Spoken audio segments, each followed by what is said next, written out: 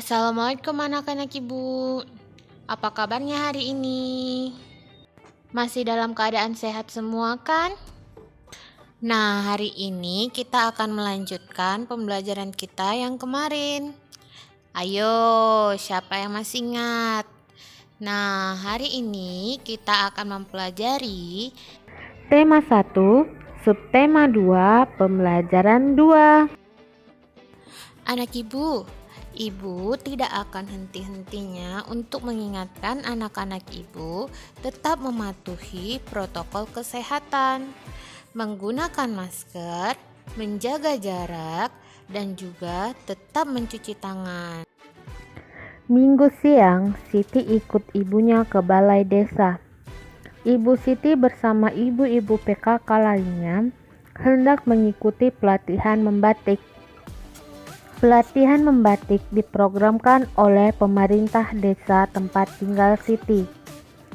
Pelatihan diadakan dengan tujuan untuk meningkatkan kesejahteraan masyarakat desa. Pelatihan membatik ini membuka peluang besar dalam menciptakan lapangan pekerjaan, sehingga ada hak masyarakat sebagai warga negara yang dapat terpenuhi. Hak yang dapat terpenuhi yaitu hak atas pekerjaan dan penghidupan layak bagi kemanusiaan. Melalui pelatihan membatik, ibu-ibu PKK di tempat tinggal Siti telah mendapatkan haknya sebagai warga negara Indonesia, baik hak mendapatkan pendidikan, mendapatkan pekerjaan, maupun penghidupan yang layak. Apakah sebenarnya hak itu? Ayo membaca. Hak sebagai warga negara Indonesia. Hak adalah sesuatu yang mutlak menjadi milik seseorang atau sesuatu yang seharusnya diterima seseorang. Hak warga negara Indonesia ditentukan dalam pasal-pasal Undang-Undang Dasar Negara Republik Indonesia tahun 1945. Berdasarkan ketentuan dalam Undang-Undang Dasar Negara Republik Indonesia tahun 1945, hak warga negara Indonesia banyak bentuknya. Berikut beberapa bentuk hak warga negara Indonesia. Setiap warga negara Indonesia berhak mendapatkan perlindungan hukum. Hak ini dapat diperoleh warga negara Indonesia, salah satunya dalam bentuk perlindungan hukum saat menjadi saksi dalam perkara hukum. Perlindungan hukum juga bisa diberikan atas hak kekayaan intelektual seseorang, seperti hak cipta. Sebagai contoh, hak cipta dalam penerbitan buku. Biasanya yang diberikan hak cipta atas isi buku adalah penulis dan penerbit. Selain itu, setiap warga negara Indonesia berhak atas pekerjaan dan penghidupan yang layak. Hal ini seperti yang telah diperoleh ibu-ibu PKK di tempat tinggal Siti. Melalui pelatihan membatik. Melalui pelatihan membatik diharapkan masyarakat khususnya ibu-ibu PKK bisa menciptakan lapangan pekerjaan demi meningkatkan kesejahteraan keluarga dan masyarakat. Satu lagi hak warga negara yang tidak kalah pentingnya untuk mencapai tujuan nasional Indonesia, yaitu hak memperoleh pendidikan dan pengajaran. Pemenuhan hak warga negara Indonesia ini dapat mencerdaskan kehidupan bangsa yang merupakan salah satu tujuan nasional Indonesia.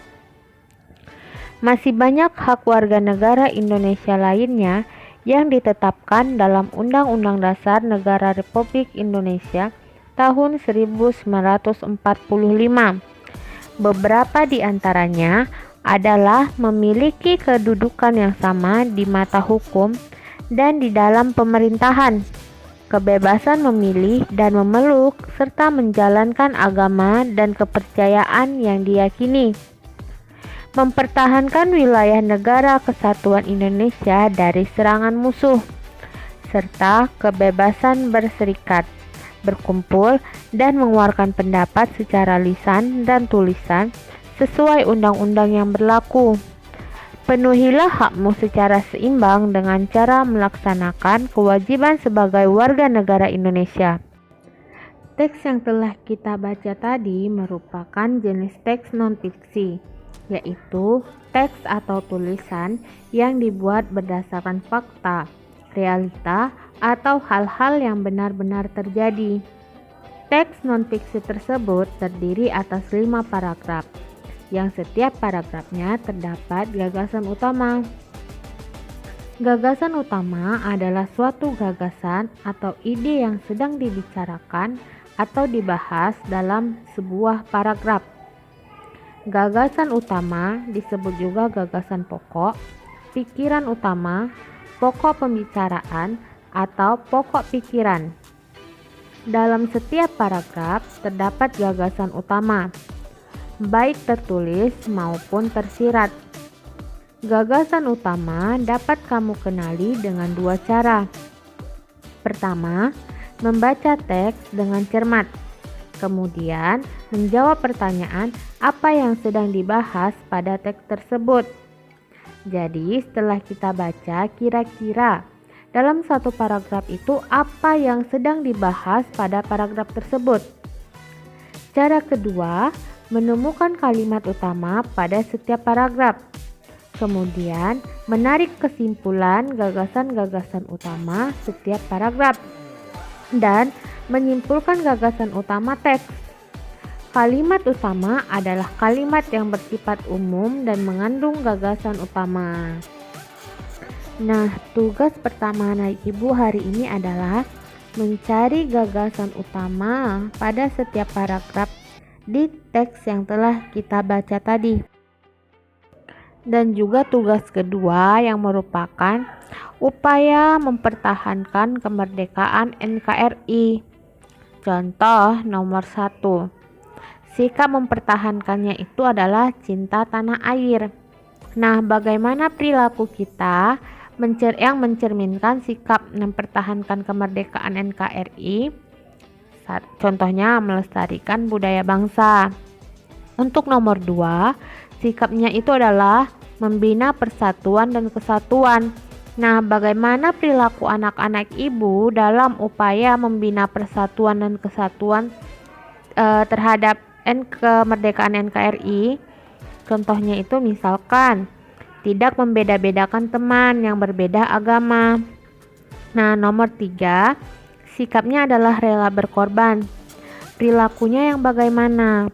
Misal, bergotong royong atau membantu orang tua tanpa meminta imbalan. Cukup sekian pembelajaran kita hari ini. Sampai jumpa di hari selanjutnya. Assalamualaikum warahmatullahi wabarakatuh.